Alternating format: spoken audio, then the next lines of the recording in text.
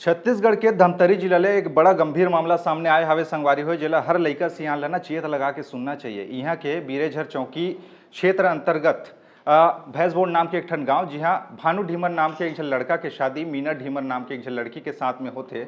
मीना ढीमर यानी लड़की के पिताजी मणिराम ढीमर है लड़का के संपत्ति ओकर खेत खाल ला देख के टूरिक बिहाव ला कर देते।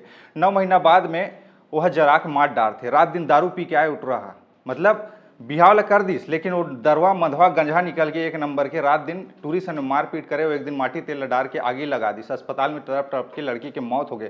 बाद में मणिराम ढीमर लड़की के पिताजी ला एहसास होते कि मैं यहाँ संपत्ति के लालच में बिहाव लत कर दूँ, लेकिन वो बेटी की जान चले गए। ऐसे गए केस करते लड़का गिरफ्तार करते। अब बोला आजीवन कारावास के सजा हो जे हत्या करे है ओकर पति ला।